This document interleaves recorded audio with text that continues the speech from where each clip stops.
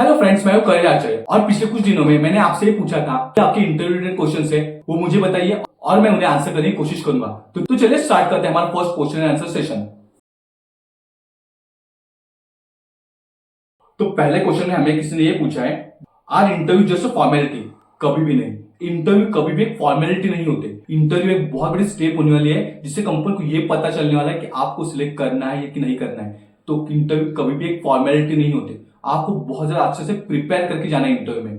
ऐसे नहीं कि सुबह उठे और इंटरव्यू चले गए, ऐसे कभी भी नहीं होता। आपको इंटरव्यू के लिए प्रिपेयर करना ही होगा। सेकेंड क्वेश्चन जो हमसे पूछा गया है वो कहता है, व्हाट की information should I gather about the company before the interview? मतलब इंटरव्यू को जानने से पहले हमें क्या इन्फॉर्मेशन कंपनी का होनी चाहिए। फर्स्ट थिंग, इंटरव्यू का मिशन और विजन क्या है वो हमें पता करना है। हम कैसे पता करेंगे? हम कंपनी की वेबसाइट को विजिट करेंगे, उनके बारे में ज्यादा से इन्फॉर्मेशन लेंगे। सेकंड थिंग, उनके प्रोडक्ट क्या है वो समझ लेंगे। थर्ड, हम ये फाइंड आउट करेंगे उसमें की पर्सनैलिटीज कौन से, उसके फाउंडर कौन है, सीईओ कौन है, ये हमें पता होना ही चाहिए। कॉम्पिटिटर्स कौन है ये भी हमें पता होना चाहिए। तो ये कुछ चीजें हमें इंटरव्यू जाने से पहले पता होनी चाहिए। और आप ये भी देख सकते हैं कंपनी के रिव्यूज क्या क्या, पास्ट एम्प्लॉयज उनके बारे में क्या बात करते हैं, ये भी आपको पता ही होना चाहिए ताकि आपको भी पता चले आप वहां पे काम कर सकते हो या फिर नहीं कर सकते। तो ये इन्फॉर्मेशन आपको इंटरव्यू जाने से पहले होनी ही चाहिए। नेक्स्ट क्वेश्चन जो हमें आया है वो कहता है, do interviewers need perfect answers?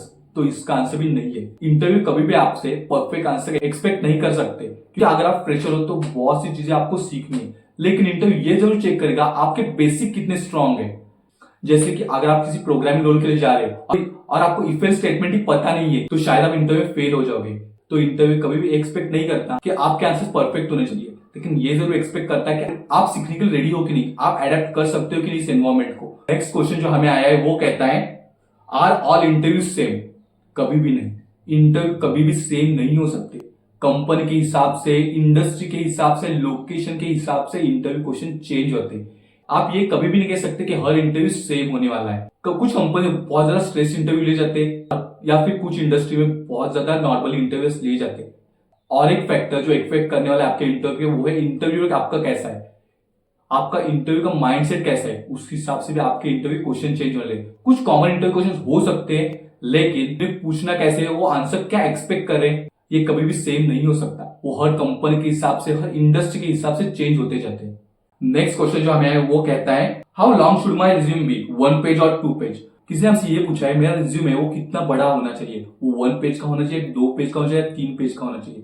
तो अकॉर्डिंग टू मी, अगर आप फ्रेशर हो तो आपका रिज्यूम हमेशा 1 पेज का ही होना चाहिए। आप थोड़े बहुत एक्सपीरियंस हो, आपको 5-6 साल का एक्सपीरियंस है तो आप शायद 2 पेज का बना सकते हो। इन द केस आप किसी एकेडमिक जॉब के लिए जाते हो, जैसे कि रिसर्च प्रोफाइल के लिए या फिर टीचिंग प्रोफाइल के लिए, जहां पे आपको आपकी रिसर्च बुक बतानी है, तो शायद वो 2 या 3 पेज का हो सकता है। लेकिन अगर आप फ्रेशर हो और आप 2 या 3 पेज का रिज्यूम बना रहे हो तो ये बहुत बड़ी गलती है। आप अगर फ्रेशर हो, आपका रिज्यूम 1 पेज में होना ही चाहिए। उसमें आप क्या इंक्लूड करोगे? आपकी पर्सनल डिटेल्स, फिर आपका एजुकेशन क्या है, आपका एक्सपीरियंस क्या है, आपने इंटर्नशिप की है या फिर वॉलंटियर किया किसी जॉब के लिए, या फिर कॉलेज में सीआर थे, ऐसे कुछ बताने वाले हो, और आपके स्किल्स बताने वाले हो। ज्यादा कुछ आपको बताना ही नहीं सीवी में, क्योंकि आपका एक्सपीरियंस बहुत कम है। अगर आप थोड़े ज्यादा एक्सपीरियंस हो तो शायद आपका रिज्यूम थोड़ा बड़ा हो जाएगा, क्योंकि आप उसमें बताने वाले आपका एक्सपीरियंस कैसा है, आपने क्या नई चीजें सीखी वो आप बताने वाले हो। और अगर आप रिसर्च प्रोफाइल के जा रहे हो तो आपका रिज्यूम आपका 2 या 3 पेज का हो सकता है, क्योंकि आप उसमें अपने रिसर्च प्रोफाइल पूरी बताने वाले हो। आपने क्या रिसर्च की, उसमें फाइंडिंग्स क्या थी, लास्ट में कंक्लूजन क्या था, ये आप सब बताने वाले हो, इसलिए शायद वो बड़ा हो सकता है। तो अभी बढ़ते हैं हमारे नेक्स्ट क्वेश्चन की तरफ। नेक्स्ट क्वेश्चन हमारा क्या कहता है, should I use the same resume for all job applications और शुड आई कस्टमाइज इट? तो हमें किसी ने ये पूछा है तो मैं सेम रिज्यूम डिफरेंट प्रोफाइल के लिए यूज कर सकता हूं कि नहीं? तो मेरा आंसर है नहीं। अकॉर्डिंग टू जॉब डिस्क्रिप्शन अपना रिज्यूम भी चेंज करना है, उसमें कुछ नए स्किल्स ऐड करने, कुछ अनवांटेड इन्फॉर्मेशन वो निकालनी है। कि आजकल हम एआई के जमाने में जी रहे हैं, बहुत सारी कंपनी एटीएस यूज करती है, एप्लीकेशन ट्रैकिंग सिस्टम। तो यहाँ पे अगर आपके पास कीवर्ड्स नहीं होंगे तो शायद आपका रिज्यूम शॉर्टलिस्ट ही नहीं होगा। तो आपको रिलेवेंट कीवर्ड्स यूज करने, तो थोड़े बहुत चेंजेस आपको करना है, पूरा रिज्यूम नहीं चेंज करना है, क्योंकि आपका एजुकेशन तो चेंज नहीं होने वाला। तो आपको थोड़े बहुत चेंजेस करने, थोड़े बहुत कीवर्ड्स ऐड करने अकॉर्डिंग टू जॉब डिस्क्रिप्शन। तो आपको जॉब डिस्क्रिप्शन अकॉर्डिंग थोड़े बहुत चेंजेस करने हैं रिज्यूम में अप्लाई करने से पहले। नेक्स्ट क्वेश्चन है, should I by heart my resume? कभी भी नहीं। आपको रिज्यूम पूरी तरह से बाय हार्ट नहीं करना है, आपको उसे मेमोराइज करना है, लेकिन वर्ड टू वर्ड नहीं। इंटरव्यू में रट्टू पोपट की तरह जाके नहीं बोलना है कि मेरा एजुकेशन ये है, मेरे पास ये एक्सपीरियंस है। आपको ठीक से अपने रिज्यूम को पहले समझना है और उस हिसाब से आंसर करना है, लेकिन बाय हार्ट बिल्कुल भी नहीं करना है। किसी ने हमसे ये कहा है, interview one way conversation, what do you think about it? कभी भी नहीं। इंटरव्यू कभी भी वन साइड कन्वर्सेशन कभी भी नहीं हो सकती, क्योंकि इंटरव्यू में हमें दो चीजें चेक करनी, आप जॉब के लिए कितने परफेक्ट हो और वो जॉब आपके लिए कितना परफेक्ट है। ये दोनों चीजें आपको चेक करनी है। शायद आप तो हमेशा इंटरव्यू से भी क्वेश्चन कीजिए, लेकिन रिलेवेंट क्वेश्चन करने हैं आपको। कुछ भी बात नहीं करनी है, जैसे कि आपकी सैलरी क्या है, कंपनी से हम कब बाहर जा सकते हैं, नोटिस पीरियड क्या है। आप पहले इंटरव्यू ये नहीं पूछ सकते कि नोटिस पीरियड क्या है या फिर मैं घर पे कब जाऊंगा। इससे बहुत बड़ा नेगेटिव इंपैक्ट है इंटरव्यू के ऊपर। आपको बहुत ज्यादा जॉब रिलेवेंट और बहुत ज्यादा प्रोफेशनली क्वेश्चंस करने हैं। तो इंटरव्यू कभी वन वे प्रोसेस नहीं होता, वो टू वे प्रोसेस है। तो नेक्स्ट क्वेश्चन हमारे कहता है, being a fresher should I ask salary related question in the first interview.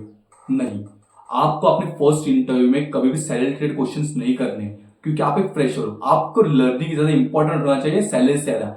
और जो आपको जॉब डिस्क्रिप्शन दिया जाता है, तो बहुत सी बार आपको ये भी बता दिया जाता है कि आपका सैलरी पैकेज कितना होने वाला है।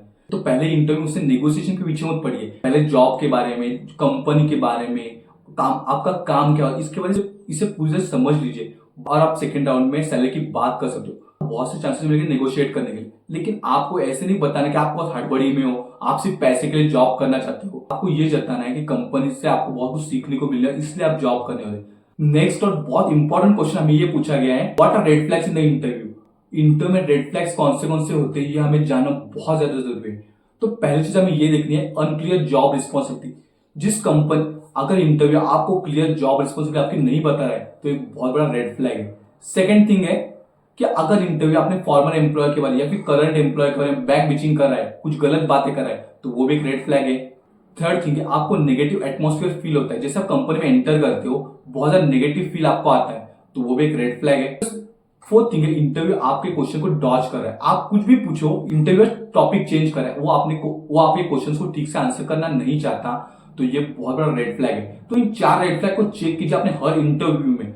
और ऐसे बहुत से रेड फ्लैग्स हो सकते हैं, तो हम इस रेड फ्लैग के टॉपिक पे पूरा वीडियो बनाएंगे। हमारा नेक्स्ट क्वेश्चन है, should I take follow for the interview. और उसी के रिलेटेड सेकंड क्वेश्चन भी पूछा है कि how many days should I wait for a follow.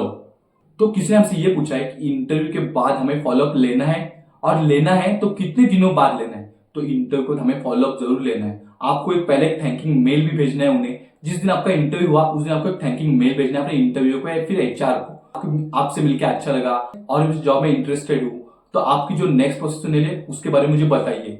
और अगर इंटरव्यू की तरफ से आपको 5 या 6 दिन कुछ भी आंसर ना मिले, एक वीक के बाद फिर से आप एक फॉलोअप मेल कर सकते हो कि मैंने इस प्रोफाइल के लिए अप्लाई किया हुआ था, मेरा इंटरव्यू हुआ था, तो आगे की प्रोसेस क्या होने वाली है उसके बारे में मुझे बताइए, या फिर इंटरव्यू से कोई भी फीडबैक मुझे बताइए। तो यहाँ पे आपको एक कंस्ट्रक्टिव फीडबैक भी मिल सकता है इंटरव्यू की तरफ से, क्या कि इंटरव्यू में आप कहाँ गलत गए। तो थैंकिंग मेल हर इंटरव्यू के बाद भेजना ही हमेशा याद रखिए। नेक्स्ट क्वेश्चन जो हमें पूछा गया है वो कहता है, how should I analyse the job description. मतलब जॉब डिस्क्रिप्शन हमें क्या देखना है। पहले मोस्ट इंपॉर्टेंट थिंग जो हमें देखनी है वो है जॉब टाइटल। जॉब का टाइटल क्या है वो पहले हमें देखना है। सेकंड थिंग, आपकी जॉब और ड्यूटीज क्या होने वाली ये आपको देखना है। थर्ड थिंग ये देखनी है क्वालिफिकेशन क्या चाहिए। फोर्थ थिंग देखनी है स्किल्स क्या चाहिए, और उसके अकॉर्डिंग आपको अपने रिज्यूम को टेलर करना है। मतलब एक्शन वर्ब कौन से यूज करने हैं, कौन सी स्किल रिज्यूम में डालनी है, ये आपको जॉब डिस्क्रिप्शन समझने के बाद ही पता चलेगा। जॉब डिस्क्रिप्शन में आपको क्या ड्यूटीज दी है ये ठीक से समझ लीजिए, और उसी अकॉर्डिंग आपको कैसा एक्सपीरियंस है आपको आपके रिज्यूम में बताना है। तो इस हिसाब से आप जॉब डिस्क्रिप्शन हेल्प से अपने रिज्यूम को टेलर कर सकते हैं। तो ये थे कुछ क्वेश्चन जो मुझसे पूछे गए थे और मैंने उन्हें आंसर करने की कोशिश की। कुछ क्वेश्चन रह गए, वो मैं सेकंड पार्ट में कवर करूंगा। और आपके और भी कुछ क्वेश्चंस हो तो कमेंट बॉक्स में जरूर डालिए, मैं उन्हें आंसर करने की जरूर कोशिश करूंगा। तो मिलते हैं हमें नेक्स्ट वीडियो में, तब तक गुड बाय, टेक केयर।